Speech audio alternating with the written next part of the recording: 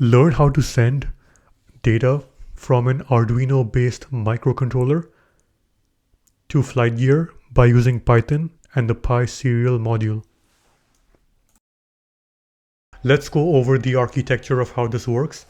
I have my embedded microcontroller here, where this can be an Arduino and ESP32, and it doesn't matter which type of Arduino it is, as long as it can support serial communication.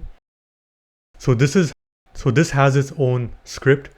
It's a C++ script where it'll output values on the serial port. In my case, what I have is I send a command called start, and then I loop. I send some values of latitude, longitude, altitude, the 6 DOF values, and then when that ends, I send a stop command over here. This is connected to my computer by using a cable. I have a USB to UART adapter because I'm using a MacBook. In my Python script, what I do is I have this main script here which calls a couple of other methods. The first one is I have two booleans, loading and loaded, which are both set to false. I have my FlightGear connector, that's an API, which I've talked about before in my videos on how to connect Python to FlightGear and send data back and forth. The first thing I do is I read the value from my serial port, and this will need the PySerial module. If the value is equal to start, I set my loading variable, and then I call this load data method. What this does is that it reads the values in the serial output, it parses them, and then it extrapolates the values that I need. For example, float conversion from string for the latitude, longitudes, and other variables. And you will see how that's done shortly. This load inputs calls this method here, which sends the values and appends all the arrays which I need.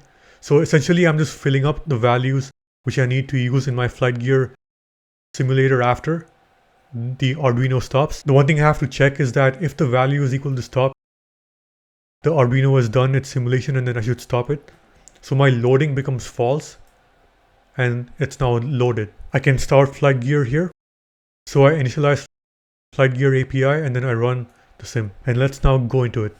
So in my code for my Arduino or ESP32, I essentially convert a position from northeast down to latitude, longitudes, and altitudes and then return that. So what I have here, I first define the point of origin, and then I define my X, Y, and Z initial conditions along with a heading and a speed. So what I have is a simple 1D simulation where I set a speed to my vehicle and I propagate. So this is speed cosine of heading multiplied by pi over 180, and for east it's just a sign here. So I just find X and Y there. X equals north, Y equals east, and Z equals down. I'm doing my simulation on one plane, so the Z will not change with time. And then I apply a steering angle, so my heading will change here. So I do a simple conversion by using this northeast and down, where down is 0, to LLA, and then I return that. So I'm printing this to my screen. The Python script must read all the values over here. Let's briefly go over the conversion from northeast down to latitude, longitudes, and altitudes. So what you need is your X, Y, Z position along with the point of origin, where the units are very important. And this conversion can be found online. It's also available in my course. And this you can just copy and paste over here. It's mostly available in Python, but I did a conversion into C++. So I do recommend you check this out yourself and you see how you can do this. It's quite simple. This method here needs a matrix multiplication. Now remember, in embedded systems you cannot use any built-in libraries, right? Like you have to use raw operations for any math. So what I have here is a multiplication from a matrix to an array. So that's available over here. And this will multiply a 3x3 matrix by a 3x1 array, okay? So for now it's hard-coded to that. And based on your simulations, you might have to change it. So it's a simple method over here. What I have is I output my position with time and then I delay a small gap. Now, based on experimentation, this delay can be any value, but for me, I chose 150 milliseconds. When my simulation is done, it does not repeat. So even though this is in a loop which repeats every time, I have a boolean here. So if this loaded is not false, then it'll not run a second time. So it means that I just run it on my embedded system once. Now you can do it multiple times. For me, just did it one time here. And the idea now is to scan all these values, my latitudes, my longitudes, and my altitudes, along with the heading angle. I want to scan this into Python, right? Because I want to send it into FlightGear. So I'll be sending this data from my ESP32, in my case, to Python, where it'll scan it. And let's see now how that is done. Okay, let's go over the Python code that is able to read the values and scan it into an array. Okay, the first thing I have is I import my serial module and I create a serial port. Now this port you have to find for your specific machine. In my case, I have my embedded system connected to this USB serial port here. And I have a specific baud rate of 9600. And this you can verify in your Arduino sketch to be the same to read the values. And then let's go over this FlightGear class. So I've made a few videos on connecting FlightGear to Python, and let's go over it again. I did change the class a bit, and you can see it over here. So this is available on my courses and my GitHub. You can get it over there. The main thing I did was I removed the file dependency, because before I was scanning the file and loading the values into this class, but now I'm loading the values directly from the serial output, right? There's no more file here. So I removed that constructor argument there. I just have my RX and my TX ports. I moved the initialize connection into a second method. And then I have this load inputs here. So before, the load inputs would simply read the file and scan the values. But now I'm scanning the values in each iteration, right? So that's why I have to essentially just pass in them directly and then just append to all these arrays over here. And these arrays can be seen up there. They're all blank at the start, and then they will keep incrementing their values as they're passed in. I also have this reset inputs here. So if you're doing this multiple times, you want to make sure that the data is reset before each simulation begins. So you have to clear out all the arrays over here. The next thing I have is the FDM callback. That's the exact same. And then I have my run simulator, which is the exact same as well.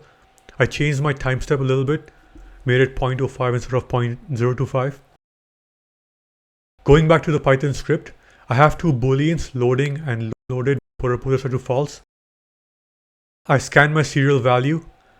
I check if the value start is contained in that string. And if it is, then the simulation has begun, right?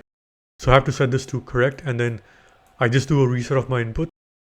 And while this condition is met, I have to scan the values from my controller and then pass it into here. So what I have is serial.readLine. I get the value and I check that if it's not start or not stop. So I'm printing DOF values here. It should not contain these two messages. I split the value by comma separation and then just append it, first converting it into floats, and then when I have all this, I pass it into my load input. So this takes in latitude, longitude, altitude, phi, theta, and psi. In my case, since I have a 2DOF sim, my phi and theta are set to 0. I just have my psi angle, that's the heading angle, as seen over here. If it gets the value stop, it means that the simulation has concluded and you have to stop. So I just set the loading to false. So this while loop will exit. It's not going to scan any more values. And then the last thing I have to do is to initialize FlightGear. So I just do a print just to check it. I do some resetting of the values there. And then I initialize my connection. And then I run the simulator. So this lines over here. This may or may not be the case for you. In my case, I had to fix the value at time equals 0. There was a small glitch. So I fixed it very quickly and then I can proceed. For you, you may not have to do it. But this is the overall framework of how you can actually pass in values from Python, scan it by using PySerial, and then send it to FlightGear or any other thing that interacts over UDP. The idea is that it's not done concurrently. I do scan the values first and then I stop the while loop and then begin FlightGear. I've tried to do it at the same time where I have my ESP32 and then FlightGear, they both run at the same time. I think that'd be cool. It's something I can look into in the future, but this is the overall idea. Now let's see how you can run this step by step and how you can get this to work. Okay, so let's test everything and make sure that it works. So the first thing is that you have to have everything open. What I have here is my VS Code with platform IO for my embedded platform. So my ESP32 in this case. I also have my Python IDE open, and it's best to have your Python script in a separate process because they are meant to be asynchronous. Next thing is I have FlightGear open as well and just loaded there in some location on the map. I also have my ESP32 connected. So before you press run, just want to show you something. The first thing is that the monitor, you see how it's printing stop and nothing else? It's because the simulation is already done and I have to restart it, right? So the loop will just print stop perpetually once the simulation stops. And let's now upload it once again. So let's close the monitor here because it has to be open only in Python, right hand side over here. Okay, the first thing I do is upload, and if you look at the first line here, I have 4 seconds to open up Python and then press start, because what's happening is that in your Arduino, the loop runs multiple times and you have to upload it and then quickly open Python because it has to read the start message. Otherwise, the simulation will not start. It will not log anything. It has to be able to capture the start serial printing. And that's why I put a 4-second gap here. If you want, you can make it longer, like 10 seconds, but for me, 4 was good. So first thing I do was press upload and wait till it uploads before starting a Python script. Okay, so 10, 20%. Okay, now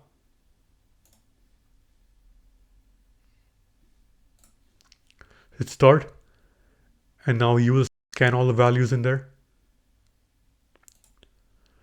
So here I'm capturing my serial printing into Python.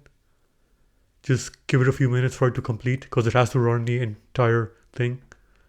You see how FlightGear did not start because it's not loaded yet, and there we go. So that's now in FlightGear, this will loop over and over again. So when Python stops, this will keep on looping. So what I can do here is actually go into the monitor, and when FlightGear runs, this will print stop over and over again.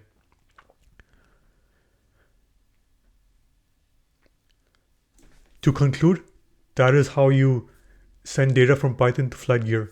You see how here I did self.i equals 0, right? I'm resetting the counter each time because I do want this callback to run perpetually.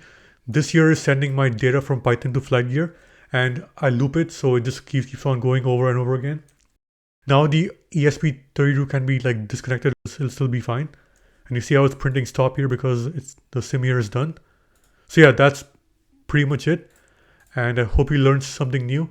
If you have any questions, please put in the comments below. It's a bit complex because you are making multiple processes interact with each other. But if you look at the whole field of embedded systems, this is how things are done. Rarely is the same process handling everything. You normally have a distributed sort of architecture, and this is a good example of it. So with that being said, Happy New Year. Take care. Bye.